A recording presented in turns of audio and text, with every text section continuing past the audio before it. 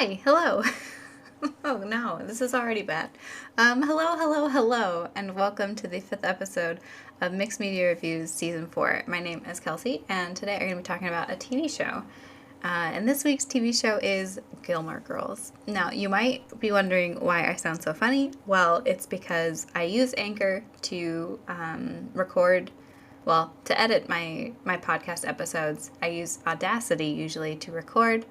But Anchor's kind of doing away, I guess, with their editing stuff. So now they're telling me to use Riverside. And so I'm trying out Riverside. And also they have a video option. So I figured, what the heck, let's also record, I guess. It's really weird. And I don't like it. I feel very uncomfortable. More so than usual. But we're just going to go with it. And if this video ever sees the light of day, that's to be decided in the future, but we're gonna have a weird episode today, in more ways than one, but I'll get to that later.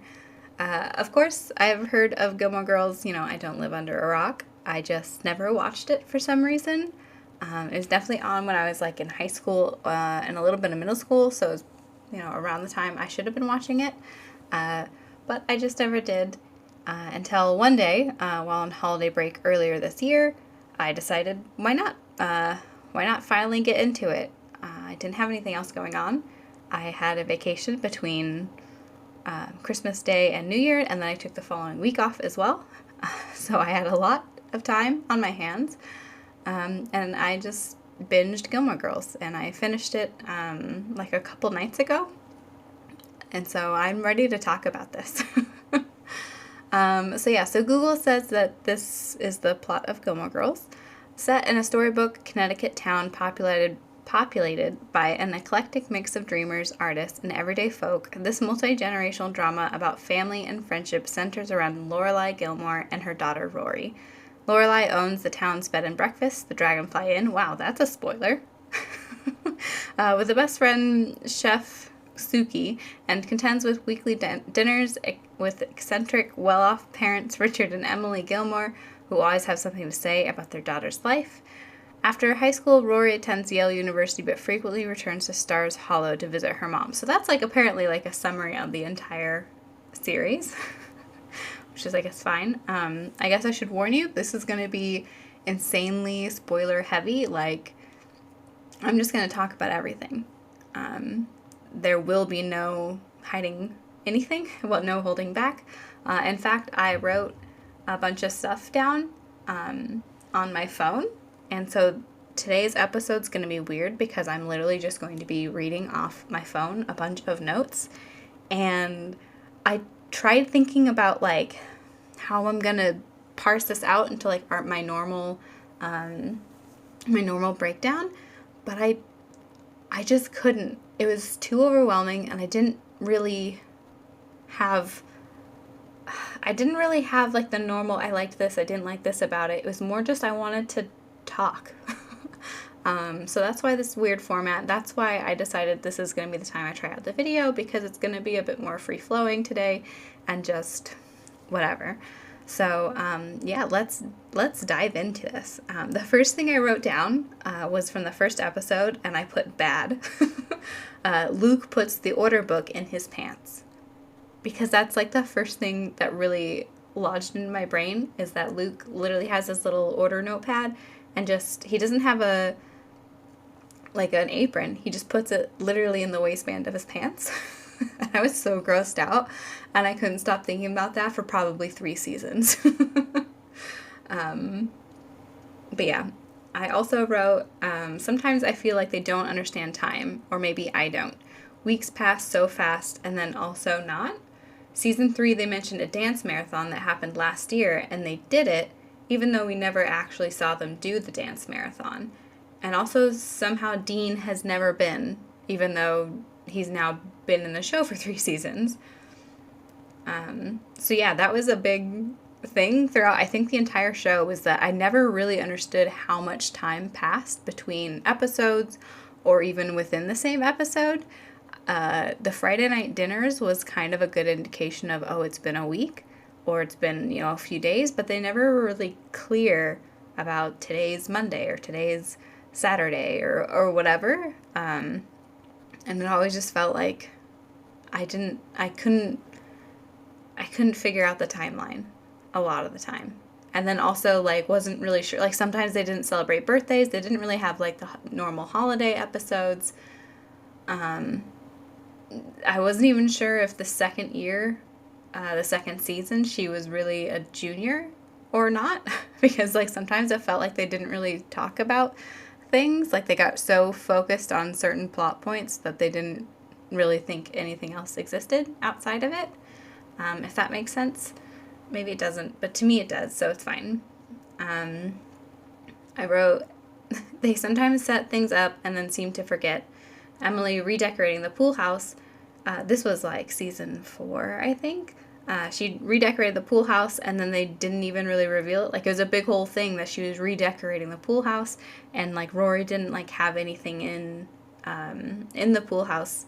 And then suddenly it was decorated, and like they kind of mention it, but they're zoomed in on her and Logan, and so like you still don't really see it. And then later it's decorated, but there was no like big reveal. And then there's like suddenly Jackson was no longer the town, whatever selectman that he ran for. He was just suddenly not it anymore, and Taylor was the selectman again, which was weird. So again, it's kind of like with the last point of like time doesn't really mean anything, and sometimes the show doesn't mean anything.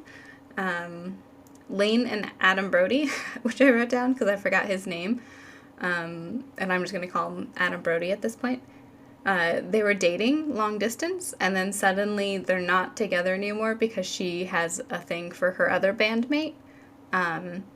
And they didn't address that they broke up, but they did address that they were dating long distance, which I also thought was funny that I will probably mention this later, but I thought it was funny that they said he's going to school out in California because he, I think, left the show to do the OC, which I love. Both that they made that comment and also I love the OC. Let's see what else. I put Rory is kind of the worst with Dean, and that Dean has anger issues. Like when he yells at Lindsay for answering his phone, he's constantly jumping to conclusions and being angry, like too angry. So this is kind of like a two-parter. One, I think that, and obviously I'm jumping around a lot here. These thoughts are all chaos. Like I said in the little opening blooper I did for this, that you will see eventually, or hear eventually. But yeah, so Rory is kind of the worst when it comes to dudes. She's never knows what she wants, and it's always just like she just doesn't treat dudes very well. And Dean, she definitely treats terribly. And I think I talk about this more later, so I'll talk about it then.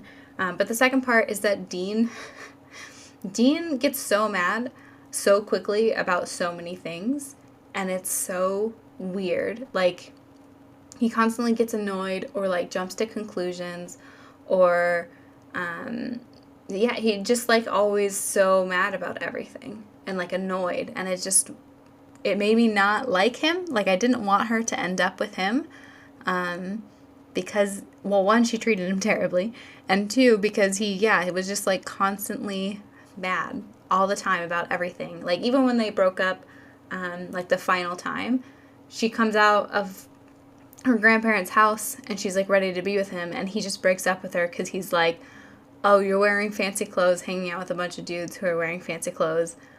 We're not the same, so I'm breaking up with you. Like, how dumb. And then he immediately goes off and marries some girl, even though they're like in high school. It's just dumb. Hold on. I need to cough, but I don't know how to stop this. Okay, so I'm back, and hopefully this is fine. We'll see. So Dean was always too angry and it annoyed me a lot. What else do I have here? I get the fast-paced chattiness, but sometimes with Lorelai by herself and she's like talking kind of to herself and her mom is silent, it can be a little bit cringy. It didn't happen super often throughout the show, but every once in a while there was a time when like Lorelai would go on like a rant, and it would just make me feel like she just was like talking to herself, or like I was like, just stop talking for like 10 seconds maybe, please, because it got a little awkward. Uh, yeah, I liked the fast paced like chattiness between her and Rory. Like it was really nice, but sometimes when she wasn't paired with someone who could, match her chattiness, or when, she was just kind of by herself talking to herself, it felt super awkward. So next I think this was in the first season still. I wrote that Lorelai can be so immature. They try to be like, oh, she's a young mom, but she had the kid at 16 who is now 16. So she was 32 in the beginning of the show, which is plenty old enough, I would think, to be mature. I mean, that's my age, and maybe the fact that she had a child young meant that she, wasn't able to grow up or mature in the same way. I don't know. But sometimes she would do things that would just really make me annoyed, and think like, you're a grown adult woman and you're acting this way. I think it happened less later on, but in the beginning there were a few times, which I can't think on the top of my head. But it was times when I think she would like get mad at Rory or do something where I was like, you're the adult here. Which, I mean, obviously not everyone can always have their emotions in check and people react differently, but I think there was just, I don't know, like it was just, she wasn't as mature as you'd think she'd be sometimes. I put the adults can be the worst. The parents are so toxic, and then like Richard's mom is super toxic. No wonder Lorelai can kind of be the worst at times. Yeah, like everyone, like obviously her parents are not great parents, and you kind of see them grow throughout the show, but then they slide back and they're back to being the worst again, which I really hated. I felt like there wasn't a lot of forward progress that continued to remain as forward progress with like their character arcs. But yeah, and then like Richard's mom treated Emily terribly. She was an awful woman to her, and Richard like didn't even care, or like would laugh at things. I thought I wrote it down at one point. Yeah, I wrote it down later. I said Richard's mom is horrible to his wife, and yet he never stands up to her and goes with her and like goes with like what his mom is saying at times. At one point the mom was like, oh, well, guess when lunch will be here, and then he like laughs at it, like she's putting her down in her own home, and yet Richard like laughs and tries to pretend like, oh yeah, you're just so funny, and when he's like actively like supporting his own mother bullying his wife. Like he's always like saying that she was wonderful and a saint, but she really was not wonderful. Like maybe to him, but not to the person that he supposedly loves.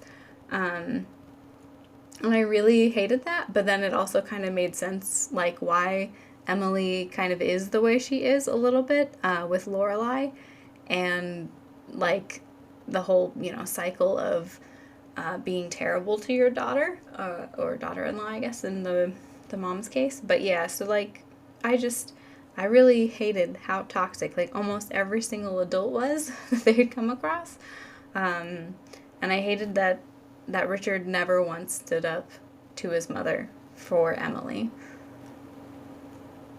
I loved all the long shots that they had. They did it in every single episode, sometimes more than once too, and it just felt like so good. Like it really helped with that quick wit banter that they would do, and it was so nice to see these really long shots. And they did it in the new, I'll talk about it later, but they did it in the new like Netflix, I don't know what you call it, Netflix reboot or whatever, the little miniseries that they did. And that was one of my favorite things about the show, I think. was those long shots that they would do. And I'd always try to see, like, oh, how long can they get it?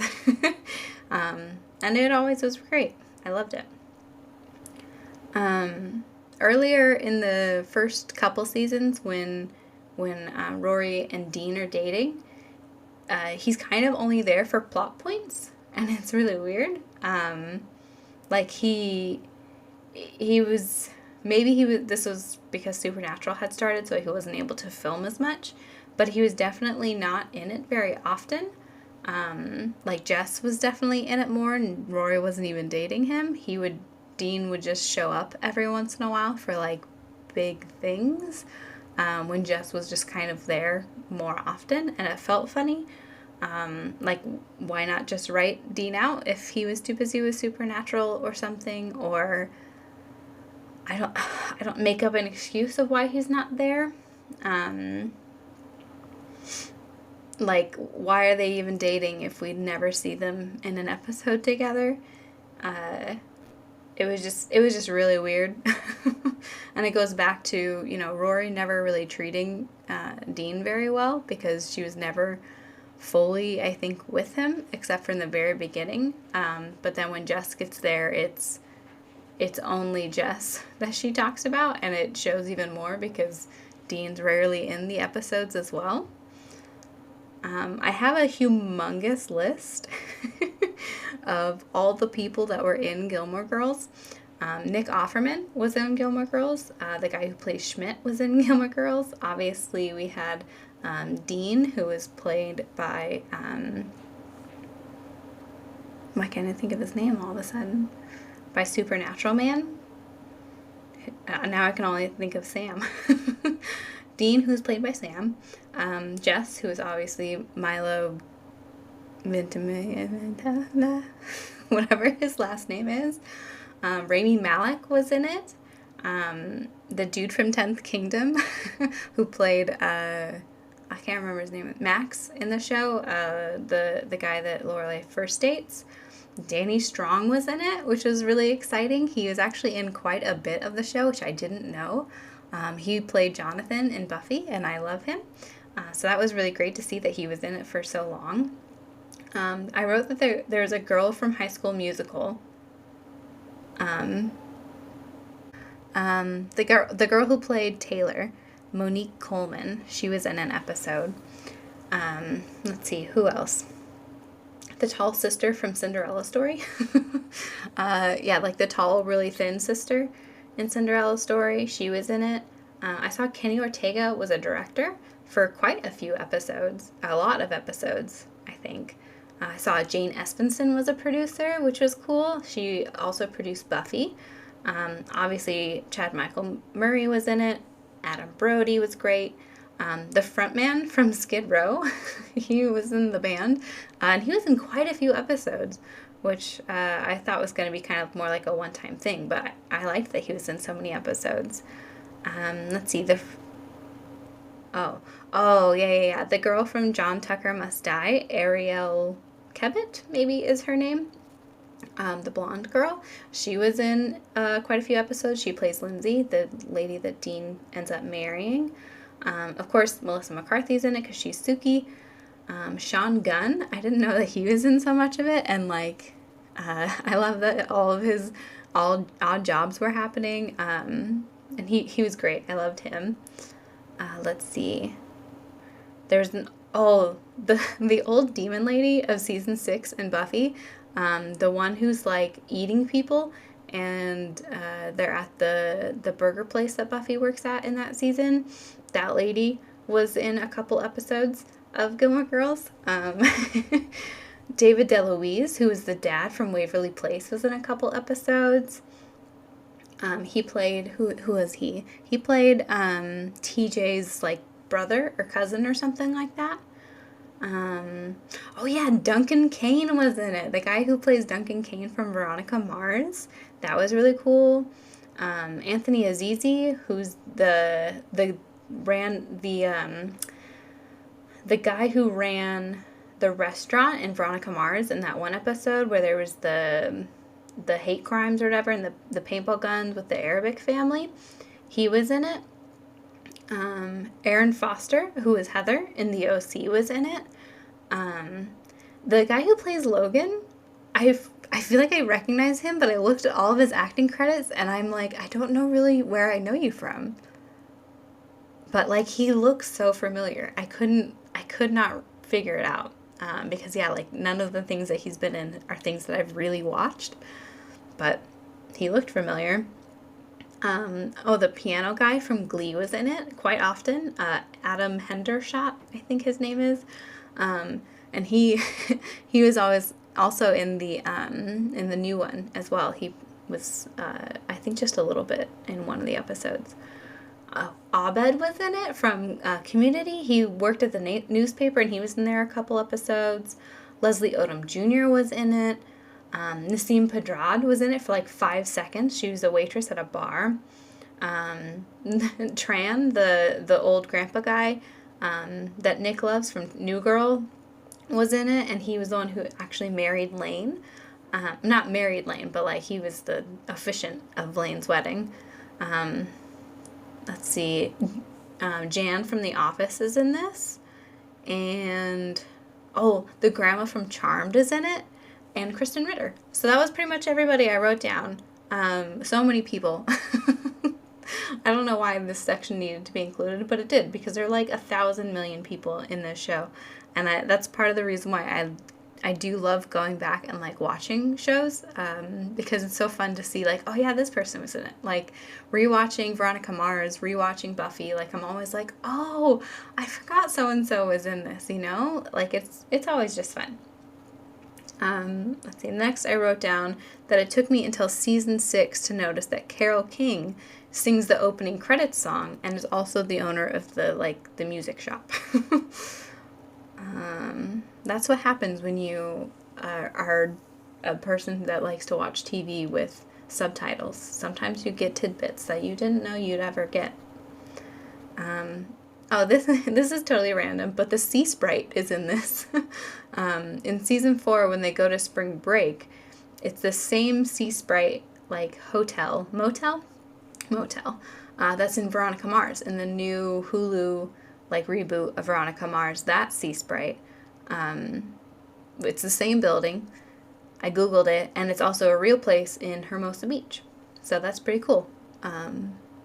Another tie to Veronica Mars. Let's see.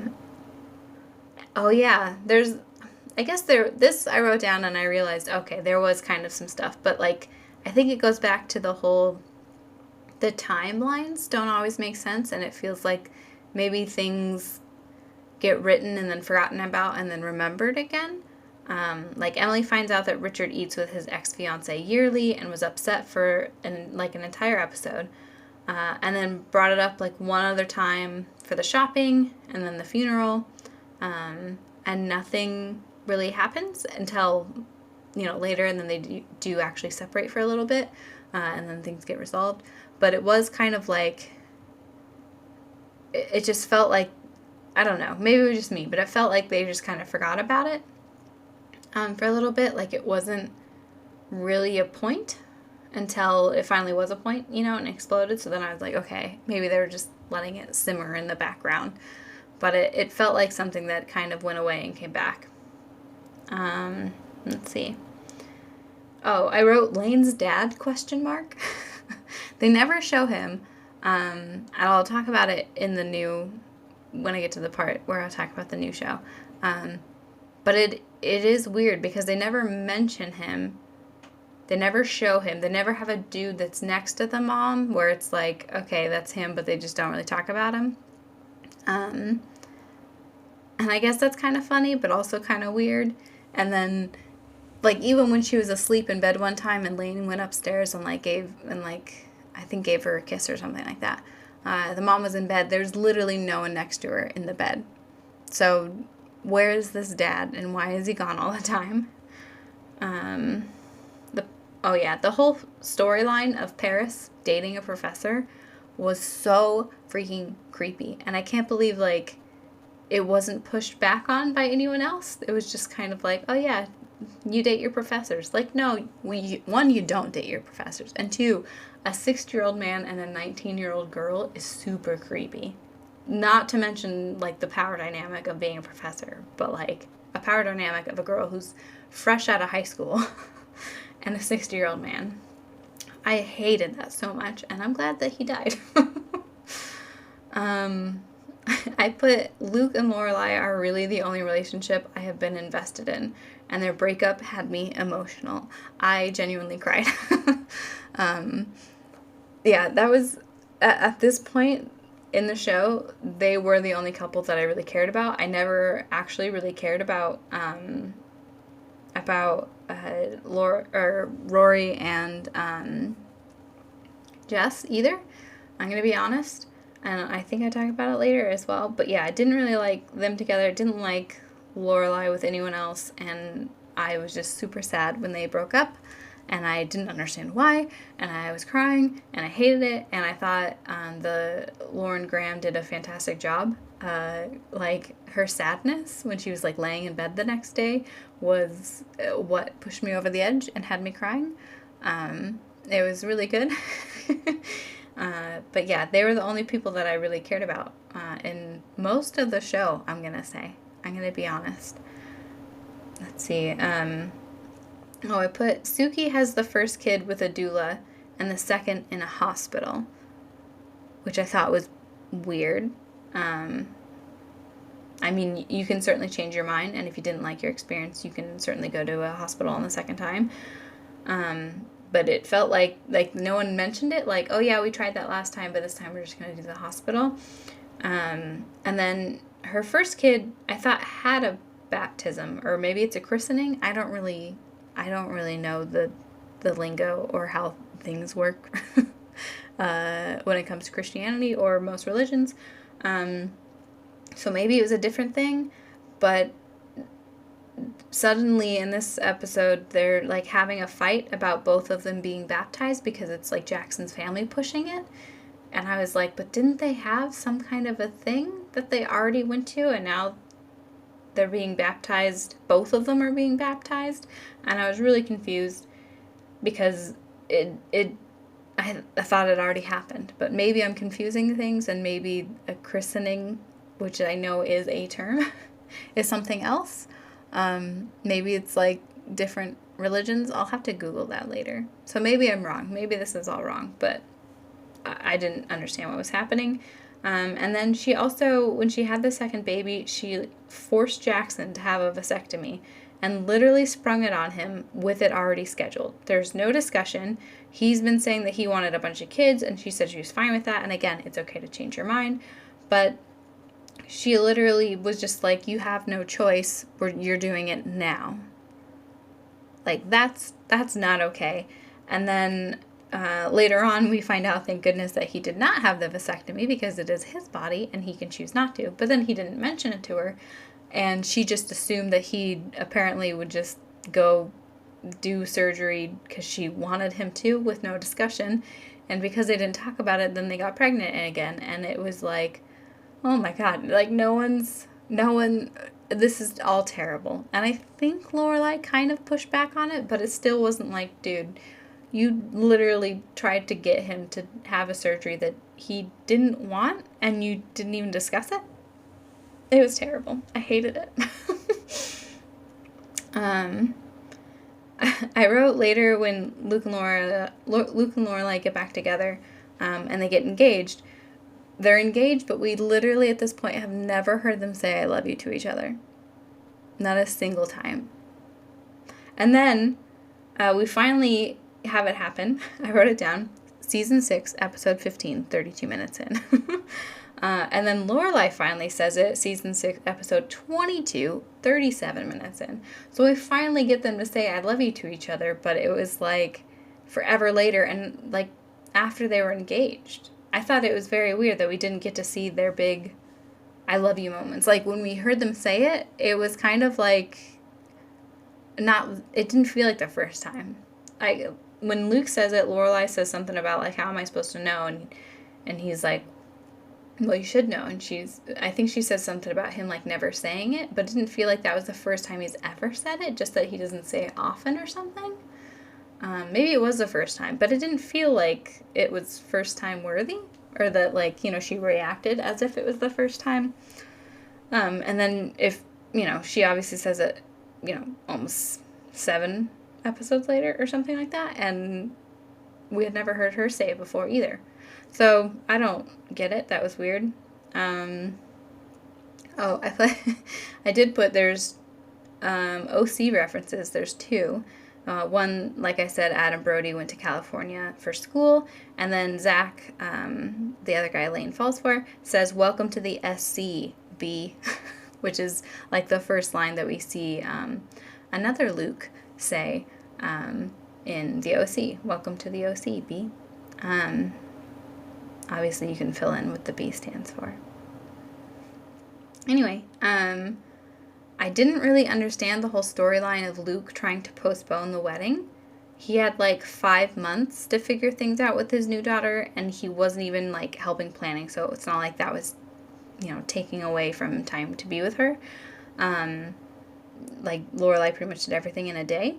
And I guess later, like, they did kind of talk about it, like in that, I think it's like the series finale, that, he was postponing, I guess, because he was freaking out and he didn't really know.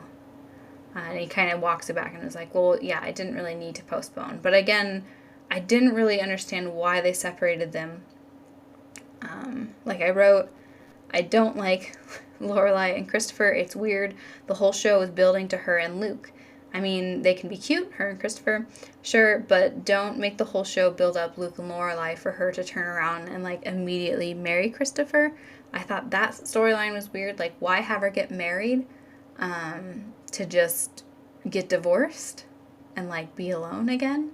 And I felt like the entire show, Lorelai was not treated well by the writers. Like, she was constantly, like, kind of finding love, but not really. And I felt like they were just trying to always make her alone. And then the Luke and Lorelai, if they were together, they broke up. They were together, they got engaged, they broke up. And then she got with Christopher, and then they got married, and then they broke up. And it just felt like, I just want Lorelai to be happy. Like, I don't care anymore what she picks. I just want her to be happy. And I felt so bad for her. And so it was just, like, super heartbreaking to watch. And I don't get why they did it. Let's see what else. I put Season 6, Episode 13 has one of the best episodes of the series. It was shot well, it had great dialogue, it had great cuts, it was hilarious, and I loved it. I'm going to be honest, I don't remember what Season 6 was, Episode 13, so let's Gilmore Girls. Let's look at that. I don't know why it was my apparently like favorite episode of the whole show. Season 13. So Friday Night's Alright for Fighting. Oh, this was a good episode. So this is the episode where they're like all fighting at Friday night dinner, and like it goes from like oh look, and it was directed by Kenny Ortega. It goes from like scene to scene of them like in different parts of the arguments, different people arguing, and then them like laughing and having fun together, and then them being mad again, and it was just really fun, and I really liked that episode. I put interesting that Logan says he can't do monogamous, but then there's literally no issue, but I guess it makes sense for him to sleep around when he thinks that they're broken up. So that was a lot of thoughts right there. I thought there's a whole thing about him, I can't do monogamous, I can't do this, but then he does it, and there's never an issue. No, I don't think there's even really a time where she thinks that there's an issue, and there isn't. It's just they're together, and it's fine. Until, of course, obviously, when he thinks they break up, which I guess is the thing that it culminates in, is that they have a fight because he's not used to being in a relationship. He thinks that means they're done. She thinks they're just taking, some time apart, like physically, to just be mad at each other and take a breath. And then he goes and sleeps around with a bunch of people because he thinks they're broken up, which I guess would make sense. So I guess that's kind of where it is. But it just felt like just went so long without anything happening that I felt like it was just going to be like hunky-dory. And I thought that was not right, I guess. But then I guess I did something about it, so I guess it was okay. There's a part when Luke and Lorelai are broken up after the engagement, and Luke comes back and is like, hey, let's do this. I thought about it, and you're right. Like, I saw your ultimatum, and last night, no, but today I'm ready to do it. Let's go do it. He says that he did research about a sea captain, because a sea captain can marry them. But I don't understand why he had to do research, because he also randomly gets married in the show, and he got married at sea by a sea captain on a cruise. So he should have already known without having to do additional research. So that was weird. Here's another thing that they forgot. Richard was in an a cappella group and has sung in the show, and he sounds great. But then at Rory's graduation party, Emily says that they aren't singers, and even Richard is like apologizing for their singing. And I didn't understand that because he can sing, and he does. Let's see. So I think for the last episode, I wrote, glad we got Luke and Lorelai, sad we didn't get more. Nice that Rory is single and free. She's 22 and she gets to just go out into the world. So I did kind of like how it ended.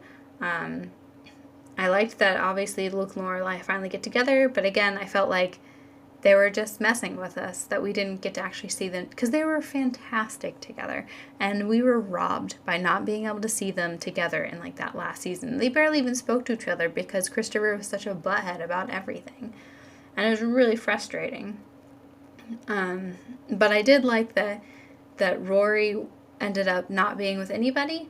I will say, like I said earlier, I did not like her and Dean together because I just felt like Dean was such a baby about everything. I didn't really like her with Jess either because Jess also wasn't very great. He also felt a bit toxic because, he was young and he was figuring things out and he didn't know what he was doing. And so I didn't like them together. And then Logan, I did actually start liking him and her together. He felt great, like especially like when Richard was in the hospital and he was down there and he literally flew on a helicopter to be with her. I thought, okay, this is a great guy and he does genuinely care and he does, treat her fairly well. And I was okay with that, but what I didn't really understand is why suddenly he's proposing to her, and I guess I get like, oh, we'll be far apart, but he didn't even want to try, and then I was kind of annoyed at him for that.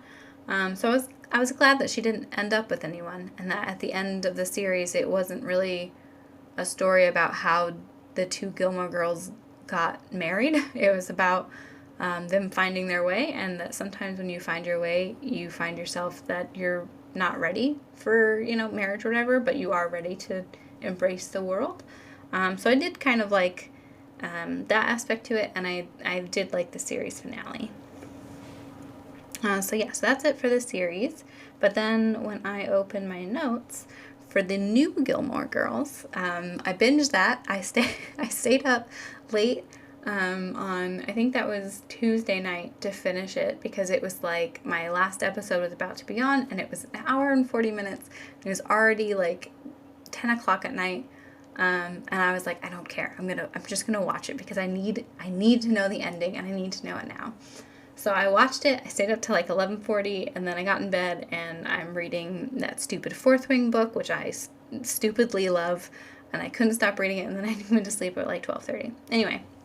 So yes, I binged all of the new Gilmore Girl show, and I loved it. And I think there are people, I saw that maybe it wasn't super well received, and maybe part of that is because, when you have a 10-year break to think about where the characters end up, you probably built your own canon in your head, and when you see the show open and people are kind of miserable and everything sucks, I'm sure that was really hard for a lot of people to kind of imagine that, the characters that they, perhaps grew up loving, or at least, loved for the 7 years the show was on, that they weren't happy, or they weren't doing perhaps as well as they thought that the viewers thought that they should be doing. So I get why perhaps it wasn't received as well by some people. But because I didn't have that gap, because I wasn't able to build up what I thought their lives would be like in 10 years, I really liked that aspect. I think it fits well with the rest of the show of, it did feel kind of like the whole show was about the Gilmore Girls finding their place in the world. And I think it makes sense that when we see them in 10 years, we see that, sometimes people are still struggling to find themselves. And even though we think that they should have been happy, sometimes life doesn't work out the way that you want it to. And I really liked that. I liked that they kept the long shots in. I love those long shots. And they did such a good job. And they felt so good. I put, yes, Michelle has always been gay. Glad that they are really embracing it. Because I thought they said something about him liking girls. Like that he was attracted to women at some point in the show. But he never really felt like he was straight to me. And I'm sure to everybody with eyes, I'm sure they could have seen that or heard it. But yeah, so I'm really glad that he's literally in a loving relationship, even though we never get to meet the guy, which I was very sad about. But I'm glad that they were like, you know what, we're going in. This is who he is. The fact that they did not stop at all the people who are going to be in this show, bringing back more people. I loved all the people that we saw, and I loved that that we got, a bunch of those old characters, but we got new ones of new famous people as well. So I saw River Song was in it, which I love her, from Doctor Who. Let's see who else. I liked that Jason Ritter was in this, which is great because Kristen Ritter was in the old one, which I don't think she was in the new one, but I liked that he was in it. What is this guy's name? Jason Mantzoukas, that is his name. He was also in this show, and only for like a few seconds, but I love him, so it's fine. That weird lady from Superstore. She's in this. Oh, was it Carol? Yeah, Irene White. She played Carol. She was in this as well. Anywho. I put the fight between Lorelai and Emily was so harrowing. Obviously, in this, again, humongous spoilers, we start the show with Richard passing away. He actually passed away, I think, in 2014, which was only like a couple years before this this came back, so it was probably still pretty fresh for everybody, too. Where did that come from? Getting sad. But, yeah, it was heart-wrenching to watch. And again, I think it makes sense for the show because, one, he actually had passed. But two, even if he hadn't, I mean, what a way to kind of push off the fact that all of the Gilmore Girls are reeling, not just Rory and Lorelai, but Emily as well. And I really liked, I liked that storyline and that arc, but it also kind of goes back to my previous point of that they kind of made progress. Like at the end of the series, it looked like Emily and Lorelai were in a good place. But then again, almost immediately, in this new reboot, she's like back to her old self, which again, I suppose that could be grief. But it felt like all the progress we had seen them make on the show was all of a sudden out the window. And the fight between her and Lorelai was just so gut-wrenching. And, like, it does make sense because, of course, they're both grieving. And Emily, has been with him for so long. and doesn't really know what to do with herself and doesn't really know how to act or who she is anymore, and which we saw, all the time. And she was depressed, obviously. But, yeah,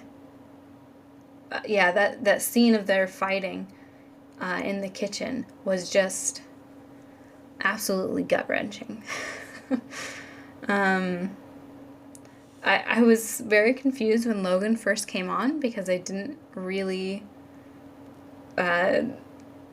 address that he was just suddenly there, and then you kind of had to catch up to what was happening. But I I think it makes sense. Some people might be really mad because she's cheating on this dude she's apparently been dating for 2 years and forgets that she's dating and also forgets to break up with him. But I think it makes a lot of sense because she's always treated people that she's dated pretty terribly. She treated Dean the same way when she was falling for Jess. I think it makes sense that Logan is kind of the big love of her life, and that she kind of probably feels that, it's them two together, because that's how she's always kind of felt, that it's she doesn't really treat the person she's with well, even though she's moved on. And she forgets to just be like, oh, I can just break up with him if I'm not feeling it anymore. So I thought it made sense. But it also made me sad that, they're in this weird, awkward space. Which I think I'll talk more later. I'll talk more later about that. I put, seeing Emily in jeans and a candy shirt was worth everything. Obviously, throughout the entire series, we pretty much never see her out of her pantsuit. She even gets, her vows renewed in a pantsuit. And I thought it was amazing that we finally saw her in some, ripped jeans and a candy shirt. I put, is it great we see Mr. Kim or terrible? Because we finally see somebody and wave at him, but again, I don't know if that's okay or not, because they didn't show him ever, and he didn't exist ever. I don't know. Maybe they never really realized it, and then it was a fan thing, and then they were like, we'll finally show him. I put, I can't believe Suki is not in this. That was probably the most frustrating thing that I thought of for this entire reboot, was that, Melissa McCarthy wasn't in pretty much the entire thing. It's only 4 episodes. Well, I guess it probably could have been 8, depending on how long because every episode's an hour and a half or something, I think. But it just didn't feel right. I get that she was off doing her own thing, but then she never sees her anymore. They're supposed to be best friends, and yet they still don't really stay in touch. And I guess they kind of make up at the end of the series, so you're like, okay, I get it. I get why she was away, because she was scared that it was they weren't really friends anymore because she had made this change in her life. But it was just, I didn't like it. I didn't like that Melissa McCarthy wasn't in the entire pretty much show. I put, okay, I do love the club scene.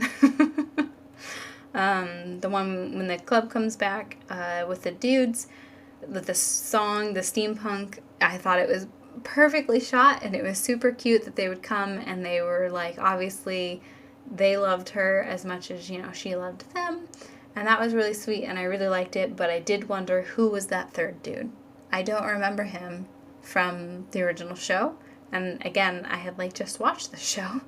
I could Google it, but I genuinely don't want to, because I don't know who he is, and if he wasn't worth sticking out in the other show, then why Google him? And that's how it is. I said, that was Miss Celine, wild what you notice in 4K. Though I don't know if it's actually 4K. But obviously the older show is not the greatest resolution. And I had no idea that the lady who played Miss Celine was whatever her face was from like Mad TV. I think she was in Mad TV. But yeah, I was very surprised. I was like, I had no idea. I thought it was genuinely an older lady. But I noticed it when it had much better resolution. So I guess that's what happens when you get to the future. They had more Buffy references. They had, Rory said 5 by 5, which is something Faith says, and then was like, oh yeah, I've been doing a Buffy watch, which I get. Their 5 by 5 actually comes up a lot, and I love it every time it does. Not in Gilmore Girls, but in other shows. I said this show feels less like a set, maybe because the angles are wider. It's not, the smaller format anymore. But it all just felt a little bit more real. My husband was like, oh, they still have the 2000 show filter on it, which they did a bit. But it felt more real. And again, that could have been the angle. It could have been that now it's, has better resolution too. But it felt less like a set and more like they were shooting, in an actual town this time. I put in fall, which I think is the last episode.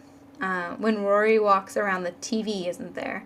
But then when Emily is selling, it's back. So a little continuity error, I guess, was she's walking around the empty Gilmore estate, and she's thinking about, all of the past and everything, and they do a little montage of older scenes, and she's thinking about her grandpa, and when she walks around, the TV is no longer in the living room, but later on, when Lorelai goes to visit Emily, the TV is back, so fun fact, I guess. Again, this goes to the fact that I felt really bad for Lorelai. In like every single scene, it felt like she was crying, and I genuinely just wanted her to be happy because I felt like she wasn't happy at all, and it made me really sad. So then I guess it made it that much better when we see that she's finally going to get married to Luke, and that they're finally expanding the Dragonfly. So that was nice, that she finally got more of a happy ending, finally. I put, when did they get a bathroom downstairs, and where is it? Because Luke mentions when Sean Gunn's character is there that he can use the downstairs restroom, and then Lorelai's like, yeah, but the downstairs restroom would be bad on his knees. But there is no downstairs bathroom that I could see. It's the same layout on the bottom, unless I was missing something, but it's definitely, I don't know. Where is that bathroom?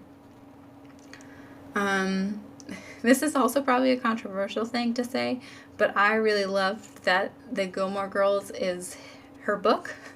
I really like that trope where we find at the end they're like writing the thing that we've been watching in a way, and that was this is probably a spoiler saying it in and of itself, so be warned of this thing that I'm about to say about something that you don't know I'm going to be talking about. But Jane the Virgin also did the same thing, and I loved it. I think it's super cute, and I don't care if other people think it's cringy or dumb. I put, Emily taking in a whole family to not be alone is so sad. Like, she finally gets a housekeeper that sticks, and then invites her, like, entire family there, and Emily doesn't kick them out or go crazy because she just is lonely, and I think she likes that there's kids running around and people around, and it made me really sad. I love that Lorelai and Lorelai and Luke elope, but also don't really elope. Like, they elope in the middle of the night to get married before, but they still have Rory. Michelle is there. Lane is there as Luke's best man.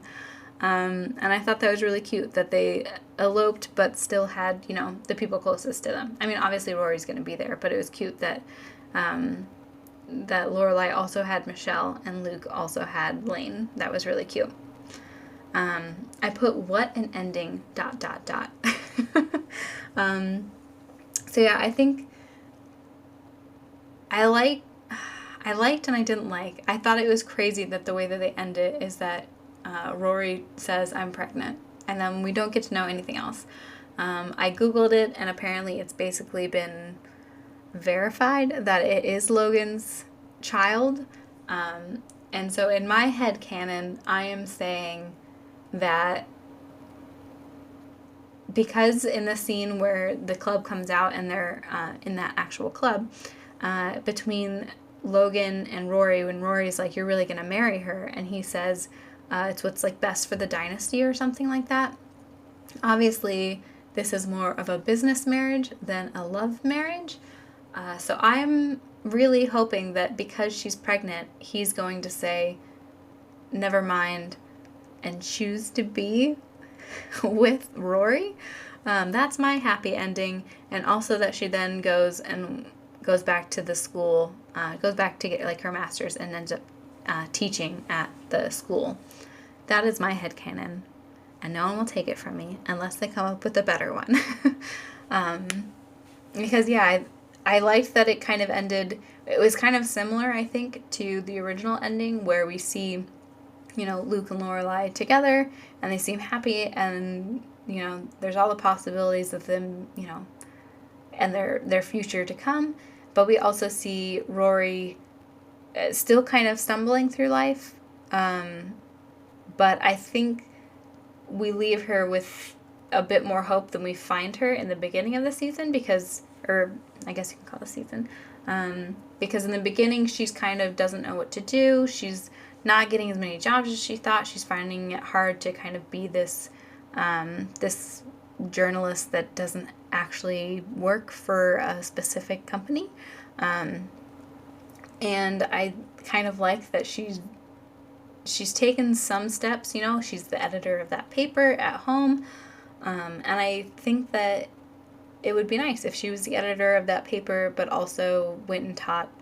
And, she can still do her pieces that she does every so often as more like a consultant type of, work. And, yeah, that's my headcanon. And that's it. I did like the original. I think I liked the reboot too. I think I liked both of them. I thought they were really good. And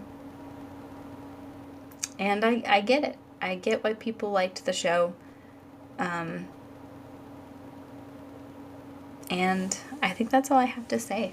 Well, I don't even know if this is a good recording. This was a very long episode. And I might have to redo it because I don't know. Anyway, so yeah, there you have it. Those are my thoughts on Gilmore Girls. Thank you so much for joining me. You can find me on Instagram, Facebook, and Tumblr at Mixed Media Reviews Podcast. Please leave me a comment to let me know if you agreed or if you disagreed or if you have any suggestions. You can also find me anywhere you find your podcast, probably. Though using Spotify would be very helpful. Please join me next time where I'm going to be reviewing a movie. And that movie is most likely going to be Happiness for Beginners on Netflix. Have a wonderful rest of the day. Bye!